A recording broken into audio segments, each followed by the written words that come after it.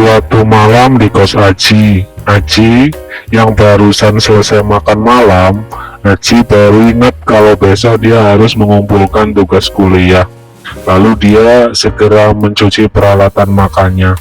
Lalu mulai menyeduh kopi hitam dan kini mulai membuka jadwal dan mencari beberapa buku pendukung yang ada di atas lemari bukunya.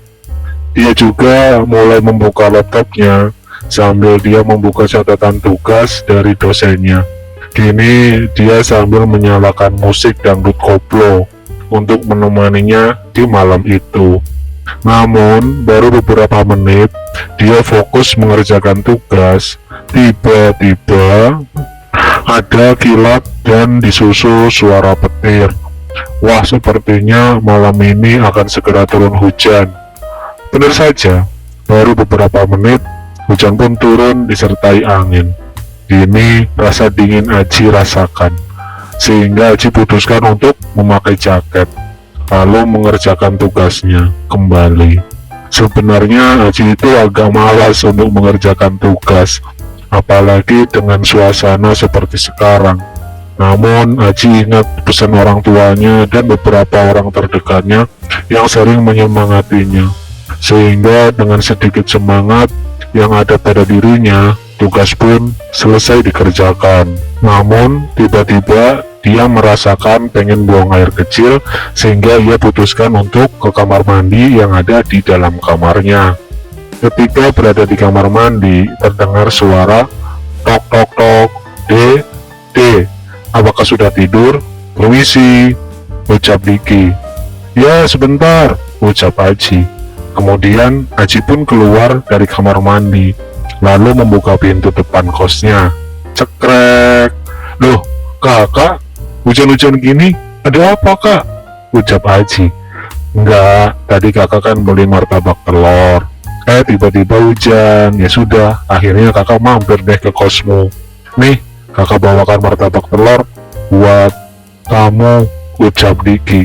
Aduh kak, repot-repot banget. Makasih banyak kak. Ya sudah, sini masuk dulu kak, ucap Aji. Ya makasih. Ya dek, kakak boleh numpang ke kamar mandi bentar ya, pengen pipis nih, dingin soalnya, ucap Diki. Oh iya kak, silakan, ucap Aji. Di pos security kampus, kini waktu menunjukkan pukul 9 malam. Pak Fatur, 36 tahun, yang dari siang jaga di pos security, kini akan pulang karena akan digantikan shift berikutnya oleh Reno, 26 tahun. Ya, baru saja Reno datang sambil membawa bekal makanan dan minuman. Kini sudah siap untuk jaga di shift malam. Meskipun hujan turun, kilat petir saling bersahutan, dilengkapi dengan angin, Reno harus tetap semangat. Ketika Reno mulai menyalakan sebatang rokoknya dengan koreknya, tiba-tiba ada mahasiswa cakep, tinggi, dengan memakai kacamata, dengan memakai payung, serta tas gendongnya. Faras, 21 tahun, kini datang ke pos security. Permisi pak, bolehkah saya numpang berteduh di sini pak? Ucap Faras. Oh, mari mas, silakan, ucap Reno. Bapak jaga sendirian aja pak, ucap Faras. Iya mas, sendirian. Mas sendiri malam-malam gini ke kampus sendirian, ucap Reno. Iya pak, tadi habis bimbingan skripsi, jadi ya sampai malam gini, ucap Faras. Iya mas, pokoknya semangat ya mas. Mau siang, malam, mau terang, ataupun hujan, harus tetap semangat garap skripsi, ucap Reno. Iya pak, makasih, ucap Faras. Masnya mau kopi? Saya buatkan ya. Ini juga ada beberapa makanan mas, silakan ambil aja buat anget-anget badan mas, ucap Reno. Makasih banyak pak.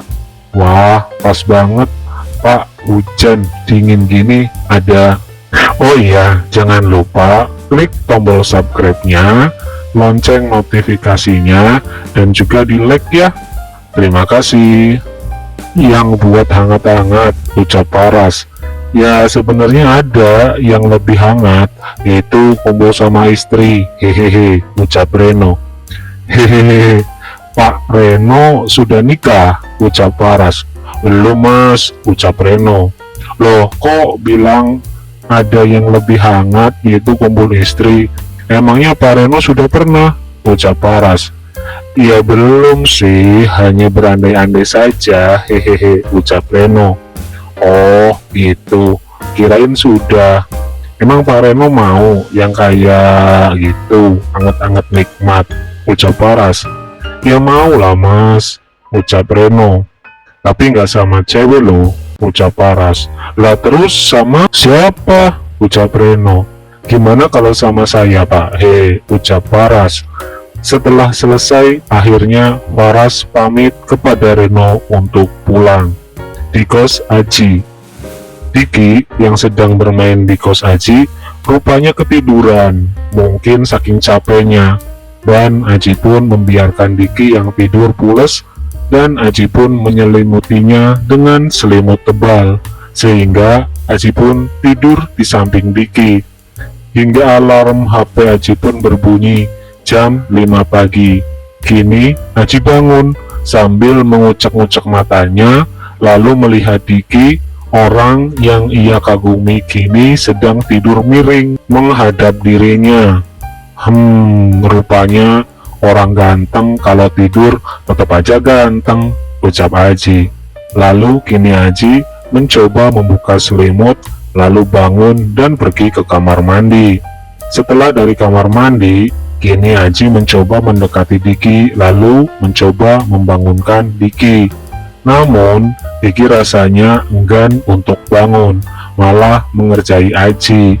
Hingga akhirnya, Aji pun dibikin lemes oleh Diki. Ya sudah dong kak, bangun, sudah siang, mandi dulu sana, ucap Aji. Kamu aja belum mandi kok, nyuruh orang mandi. Gimana kalau kita mandi bareng, ucap Diki. Enggak ah, ntar yang ada aku dibikin lemes lagi. Ini aja masih terasa loh kak, ucap Aji. Ya nggak apa-apa, yuk, ucap Diki. Nggak ah, kakak aja mandi duluan, biar saya bikin susu hangat dan roti panggang ya, ucap Aji. Ya deh, terserah kamu aja, ucap Diki. Akhirnya baik Aji dan Diki kini sarapan bersama. Setelah itu Diki akhirnya pulang ke kosnya, yang mana melewati kampus dan otomatis melewati pos security kampus, yang mana ada Pak Reno yang jaga di pos security kampus. Ya jarak antara kos Aji dan kos Diki ya nggak begitu jauh, hanya beberapa ratus meter saja, karena kos Aji ada di timur kampus, sementara kos Diki ada di barat kampus.